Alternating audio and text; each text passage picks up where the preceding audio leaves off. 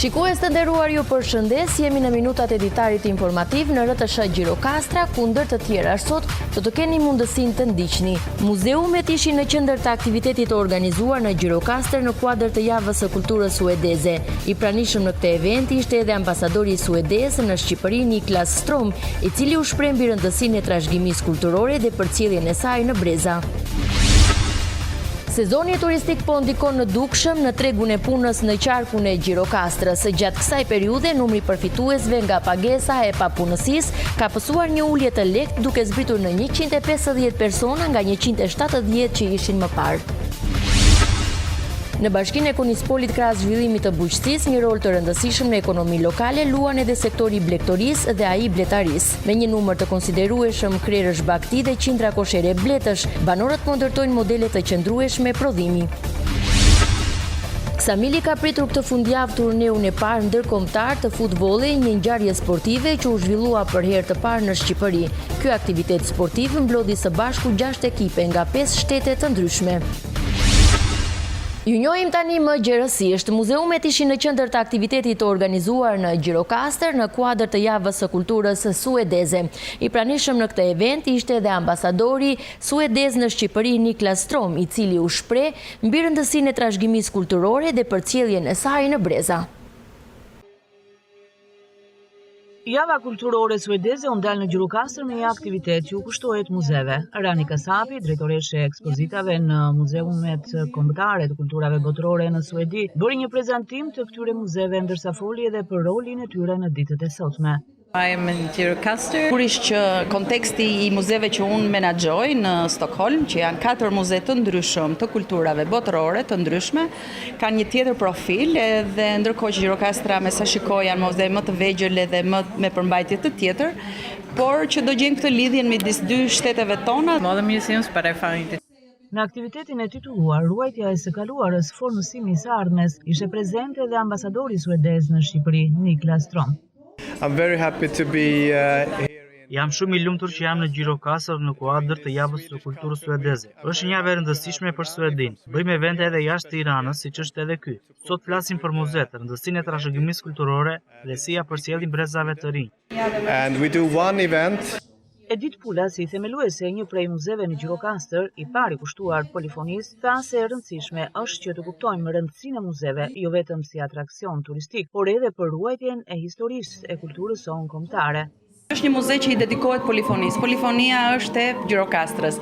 Vizitorët kryesisht janë të huaj, pra ata kanë dëshirë të njihen me këtë vlerë. Po ndërkohë, qyteti në mos për këtë muze, për një muze tjetër, sa jemi ne sa të rëndësishme është muzeu për kulturë, për ruajtjen e kulturës, për prezervimin e historisë dhe se si vinë ato, si bëhet muzeu atraktiv në kohët digjitale. Organizimet në kuadër të javës së kulturës suedeze në Shqipëri vijojnë me një koncert të grupit të njohur Ace of Base në kryeqytet. Maturantët gjirokastrit zhvilluan sot provimin e 3 të maturës shtetërore. Për 2 orë e 30 minuta ata ju nënshtruan tezës së matematikës, të cilën e vlerësuan të nivelit mesatar. Deri tani maturantët kanë kryer provimin e gjuhës së huaj, gjuhës shqipe dhe letërsisë, ndërsa më 24 qershor do t'i nënshtrohet provimit në mesgjedhje. U zhvillua sot në mbarvendin provimi 3 i detyruar i maturës shtetërore 2025 ai matematikës. Në Gjirokastër ky provim u administrua në 3 qendra, 2 të vendosura në gjimnazin Asim Zeneli dhe një në palestrën e shkollës 9-vjeçare Koto Hoxhi. Për 2 orë e 30 minuta, 301 maturantë të shkollave të bashkive Gjirokastër e Libohov punuan testin, të cilin pas përfundimit e vlerësuan të nivelit mbi mesatar. Shumë mirë, bërë maj sa dini, shpresojmë të kemi kaluar. Mirë, si u duk si tezë? Mirë ishte, nuk ishte shumë i vështirë, mirë ishte. Testi ishte mirë, ishte pak mbi nivelin mbi mesatar, por që u përpoqëm, mendoj se kemi dalë mirë. Vështirësi ku haset ti më tepër? Nuk e di, ishin pak a shumë të njëjtin nivel të tërë ushtrimet, ishin çik mbi mesatare. Shumë mirë, shumë kishin bërë ato ushtrime, mësuesit ishin shumë të rregullta edhe ishte me rregullsi shumë të plotë. Me provimin e matematikës ju dha fund provimeve të detyruara të maturës shtetërore. Në datën 24 qershor do të jepet edhe provimi i lëndës me zgjedhje. Maturantët do të zgjidhin teste të ndryshme, sipas lëndëve që ata kanë përcaktuar kur kanë kryer procesin e plotësimit të formularit A1Z. Sezoni turistik po ndikon në dukshëm në tregun e punës në qarkun e Gjirokastrës. Gjatë kësaj periudhe, numri përfituesve nga pagesa e papunësisë ka pësuar një ulje të lehtë duke zbritur në 150 persona nga 170 që ishin më parë. Në qarkun e Gjirokastrës, gjatë kësaj periudhe është shënuar një ulje e lehtë e numrit të personave që trajtohen me pagesën e punësisë. Sipas të dhënave zyrtare, janë rreth 20 individ më pak që përfitojnë këtë shërbim. Ulja ka ardhur si pasojë e punësimeve sezonale kryesisht në sektorin e turizmit, ndërsa aktualisht në rang qarku pagesa e papunësisë përfitohet nga 150 persona. Në qarkun e Gjirokastrës kemi gati 150 veta të cilët janë përfitues. Që të përfitojë pagesën e papunësisë duhet të ketë minimalisht një vit kohë pune dhe të vite regjistrohet këtu brenda afatit kohor një muaj, ku ne pastaj merremi me pjesën e dokumentacionit, librezën e punës dhe çfarë nevojash ka individi. Pagesa e papunësisë është me një vlerë 20.000 lekë të reja. Dhe ai person e përfiton pastaj në varësi të kohëzgjatjes së punës që ka. Dhe gjithashtu deri në momentin sa ne i gjejmë një vend vakant. Për të përfituar këtë pagesë, aplikuesi duhet të plotësojë disa kushte të përcaktuara nga ligji. Duhet të ketë dhënë dorëheqje, pra duhet të jetë i larguar nga puna, për shkurtim vendi pune apo arsye të tjera që nuk janë dorëheqje. Në momentin që ai ka dhënë dorëheqje, atëherë nuk e përfiton pagesën e papunësisë. Nuk kemi një rritje, është një numër standard, pra ulje ngritje në varësi edhe të muajve ndoshta, për shkakun e sezonit turistik momentalisht mund të kemi pak ulje dhe kur përfundon sezoni ndoshta mund të kemi pak rritje të pagesës së papunësisë. Por kryesisht qëllimi jonë është që të gjithë personat që janë pagesë papunësie të gjejnë një punë sa më shpejt. Strukturat përgjegjëse vijojnë të theksojnë rëndësinë e informimit të qytetarëve me qëllim që ndihma të shkojë tek ata persona ku nevoja është reale dhe e domosdoshme. Këtë sezon veror, Këlqyra duket se do të ketë një fluks vizitorësh. Të paktën këtë mendim japin përfaqësuesit dhe vendor të cilët i lidhin pritshmëritë me numrin e lartë të rezervimeve në bujtina, por edhe të aktiviteteve që po zhvillohen në këtë qytet. Bizneset e shërbimit dhe strukturat akomoduese në zonën e Këlqyrës ka nisur përgatitjet për sezonin veror. Objektivi i përbashkët është përballimi i fluksit të pritshëm të vizitorëve vendas dhe të huaj. Një nga masat kryesore që po merret është shtimi i strukturave akomoduese, shërbim sa më cilësor dhe të shpejt për turistët. Ky numër është rritur edhe për shkak të ndryshimeve strukturore që kanë ndodhur në shërbim turistik dhe që kanë në bashkinë tonë, sidomos me veprimtarinë që kanë realizuar bizneset private, sidomos të bujtinave, hotelerisë, të gjithë shtretërit të hotelerisë të Këlqyrë deri tani kanë arritur në 90. Janë shërbim të plot, flasim, pa futur këtu shërbim që bëhet në hoteleritë e bujtinave. Vetëm flasim në hotelerinë e qytetit Këlqyrë. Allamani theksoi se bazuar në rezervimet e deritanishme, pritet një sezon me frekuentim më të lartë se vitin e kaluar.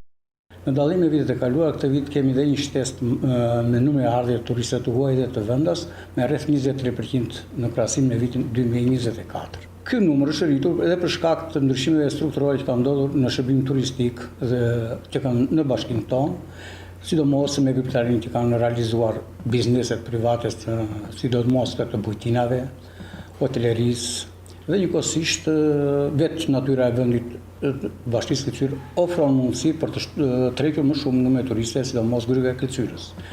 Gjatë këtij viti në zonën e Këlqyrës është shtuar numri i shtretërve, si dhe i guest house-eve të reja, çka tregon një interes gjithnjë në rritje për zhvillimin e turizmit lokal dhe përmirësimin e infrastrukturës pritëse. Në Bashkinë e Konispolit, krahas zhvillimit të bujqësisë, një rol të rëndësishëm në ekonominë lokale luan edhe sektori i blegtorisë dhe ai i bletarisë. Me një numër të konsiderueshëm krerësh bagëti dhe qindra koshere bletësh, banorët po ndërtojnë modele të qëndrueshme prodhimi. Konispoli, një bashki në skajin më jugor të vendit, prej vitesh njihet si një zonë me potencial të lartë bujqësor, ku kultivimi i agrumeve dominon ekonominë e familjeve vendase, po përveç bujqësisë, banorët e kësaj zone kanë zhvilluar paralelisht edhe sektorin e blegtorisë, duke krijuar një model të qëndrueshëm ekonomik rural. Rëndësishëm e luan dhe blegtoria në bashkinë e Konispolit.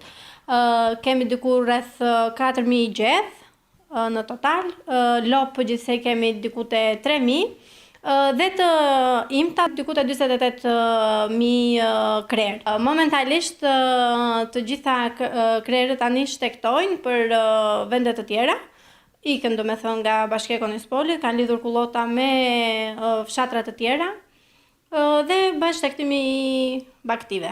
Një tjetër deg që po njeh zhvillim vit pas viti në Konispol është bletaria. Sot në këtë bashki numërohen qindra koshere bletësh, të shpërndara në zona të ndryshme të pasura me bimësi natyrore. Bletaria po kthehet në një burim të qëndrueshëm fitimi, veçanërisht për familjet që e kanë kthyer këtë aktivitet në biznes të mirëfillt.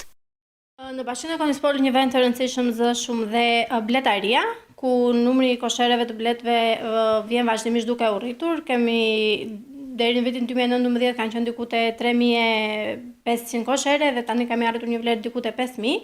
Është një sektor e cila kërkon punë, por ka dhe fitime të shumta.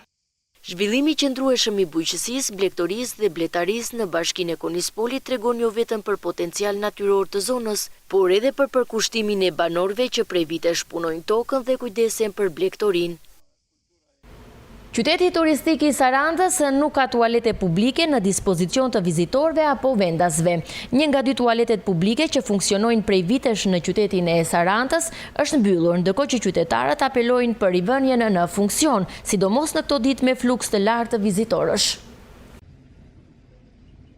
Një nga 2 tualetet publike që funksionojnë për vitesh në qytetin e Sarandës është mbyllur, si për dyerve të tyre vazhdon të lexohet destinacioni Gra dhe Bura, por vetë dyert qëndrojnë të mbyllura. Njëra me drynë e tjetra me llozin e hekur që tregon se vendimi për bllokimin e tyre ka marrë vull dhe nuk dihet nëse do të ketë rikthim në funksionimin e tyre. Pak vite më parë u investua nga fondet publike në këto tualete për të ofruar kushte më të mira, ndërkohë që shërbente edhe një sanitare që kujdesej për pastërtinë e tyre. Mbyllja e tualeteve publike është baraz me heqje të mundësisë që në qendër të qytetit jepej për ata udhëtar nga zonat rurale për kalimtarët e rastit apo të moshuar me probleme, që e dinë se prej dekadash këtu gjenden tualete publike. Qytetarët që pyetëm na thanë se një qyteti si Saranda do duhej t'i shtohen tualetet publike, deri edhe në plazhe. Mbyllja është veprim i kundërt me atë që kërkohet. Në një qytet turistik si Saranda, për shembull, është domosdoshme të ketë banja publike, sepse këtu ka një mori njerëzish. E mos ketë një banjë publike Saranda s'ka turp më të madh. Të vjen në det, të shtupi më për ne. Ne duhet patjetër jo një banjë që kemi ne që përdoret për si Sarandiot, si të huaj, duhet bërë më shumë, ketë më shumë banja. Edhe në plazhet që kemi ne në Sarandë, që kemi kaq të bukura, kaq të mira, duhet ketë patjetër një banjë publike. Është e domosdoshme.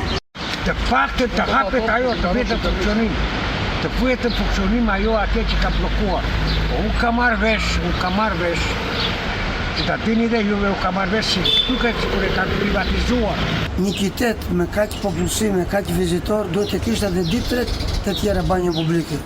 Se çfarë ndodh në kushtet kur gjenden në kyçura dyert e një tualeti publik nuk është vështirë të kuptohet dhe të shikohet, sepse gjatë orëve të çdo dite këtyre tualeteve publike vazhdojnë të drejtohen njerëz të ndryshëm nga padijenia mbi atë që ka ndodhur. Të gjendur para dyerve që nuk hapen tani ndodh më e keqja. Nevojat kurrien duke u strukur pas bimësisë që gjendet në mjedisin përreth, që siç shihet edhe nga pamjet është i tërë i mbushur me lloj-lloj mbeturinash dhe hedhurinash. Tashmë Sarandës i ka mbetur funksionale vetëm një banjë publike e nëndeshme, e trashëguar nga vitet e pushtimit italian, shumë larg qendrës së qytetit, ku është fluksi më i madh i të ardhurëve dhe vizitorëve në Sarandë, nga larg si dhe ku qarkullojnë edhe të moshuarit. E tërë kjo kategori që mbase nuk e kanë mundësinë të frekuentojnë tualetet e lokaleve të shumt, mbeten me shpresë dhe presin që të bëjnë hapa pas ata që vendosën mbylljen e një prej tualeteve publike të qendrës së Sarandës. Ksamili ka pritur këtë fundjavë turneun e parë ndërkombëtar të futbollit, një ngjarje sportive që u zhvillua për herë të parë në Shqipëri. Ky aktivitet sportiv mblodhi së bashku 6 ekipe nga 5 shtete të ndryshme: Brazili, Portugalia, Franca, Austria dhe Shqipëria, duke sjellë një atmosferë dinamike dhe ndërkombëtare në jugun piktoresk të vendit. Për 2 ditë radhazi, në mjedis së hapur edhe në pranit të një publiku edhe me turist vendas dhe të huaj në Ksamil, u organizua takimi sportiv më i veçantë i organizuar ndonjëherë, volejbolli pa duar. Lojtarët e ekipeve të vënë përballë njëri tjetrit i ndante edhe një rjet me përmasa specifike, secili luajti volej pa përdorur duart, pasi shutimet lejohen të bëhen vetëm me këmbë dhe me kokë. Çdo prekje topit me dorë shënon faull njësoj si në futboll. Sjellja e fut volej në Ksamil është iniciative 2 vëllezërve shqiptar që për vitesh jetojnë dhe punojnë në Itali. Ky sport i veçantë, pak i njohur dhe i përhapur edhe në vende të zhvilluara, u bë shkas që ata të shprehin shqiptarinë e tyre me organizimin e këtij mini kampionati në Laguna Beach në Ksamil. Isli Bejtaga, kryesori në dyshën e vëllezërve për këtë organizim, thotë se është me ambicien që kampionatin e futbolej ta bëjë një event të përvitshëm në Ksamil, duke ia zgjeruar pjesëmarrjen.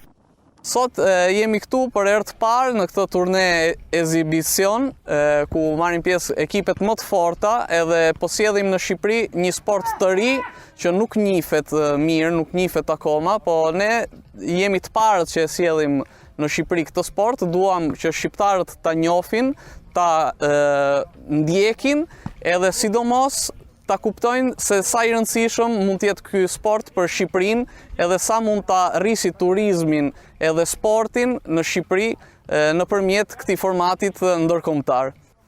Në edicionin e parë të volejbollit me këmbë në Ksamil, morën pjesë 6 ekipe nga Austria, Portugalia, Franca, Shqipëria dhe 2 ekipe sigurisht nga Brazili që është vendlindja e këtij sporti. Braziliani Vina është finalisti i parë i këtij eventi për të cilin thotë se ka shansin që ai të rritet çdo vit më shumë. Fala galera, sou Vina. Unë jam Vina, finalisti i parë i Team Isli Futbollit Cup. Jam këtu në Shqipëri për herë të parë. Mendoj se ky vend është jashtëzakonisht i bukur edhe jam i sigurt se ky event do rritet gjithmonë më shumë. Região só tem a crescer. Po kështu, portugezi Otera shprehet i mrekulluar nga gjithçka ka gjetur në këtë ardhjen e parë në Ksamil, duke shpresuar që vitin tjetër të mos i mungojë edicioni të dytë. Olá galera, meu nome é Otero. Unë jam Otero, vi nga Portugalia, kjo është era ime e parë në Laguna Beach, jam shumë i kënaqur për ushqimin që gjeta, njerëzit që gjeta, vendin që gjeta, Laguna Beach, jam shumë i kënaqur. Vitin tjetër shpresoj të jem prapë këtu, të kënaqemi prapë për këtë turne. Do torneio. Edicioni i parë i futbolej ushtohet mjaft befasive të këndshme që këtë verë Ksamili zbulon për çdo që do ta zgjedh për të pushuar, duke nisur nga ndërhyrjet e fuqishme në infrastrukturën turistike, nga rikthimi i festës më tipike të midjes dhe një kalendar ngjarjesh artistike që pritet të shoqërojnë stinën e verës si vjetshme. Ishim në minutat e editarit informativ në RTS Gjirokastra. Unë ju falenderoj për vëmendjen, ju uroj shikim të këndshëm të programeve tona në vijim. Bashkë miru pafshim.